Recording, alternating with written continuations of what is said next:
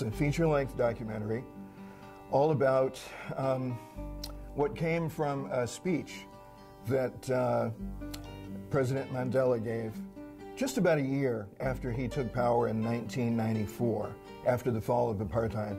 And in that speech, he gave a very strong promise to the gathered group that, you know what, relationships have been really rocky in the past between what we call black community in South Africa and the colored community. But under Mandela government, under the Rainbow Nation government, all that's going to change. And we are going to build bridges and keep those bridges strong between our communities.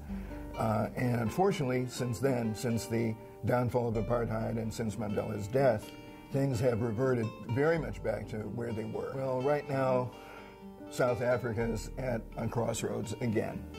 The ANC and the ANC government have been a big disappointment to large numbers of people, haven't lived up to the promise, and certainly haven't lived up to those heady days that happened right when apartheid fell and President Mandela was acclaimed as first president of the new independent, united South Africa.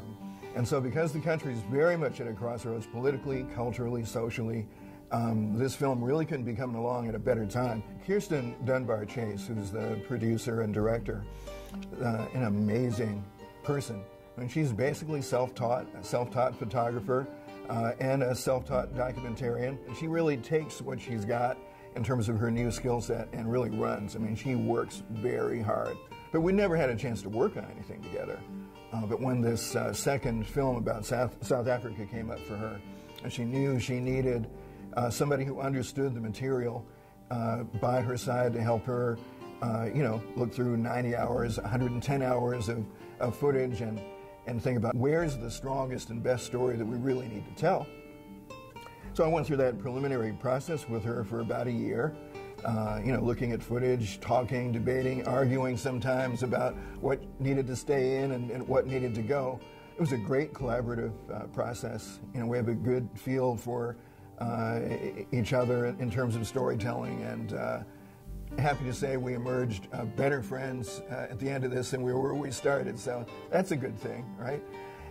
We were so thrilled beyond words when we heard that we were going to be at the Twin Cities Film Fest, because Kirsten recently moved to California, and she hasn't had an opportunity to get back home yet at all.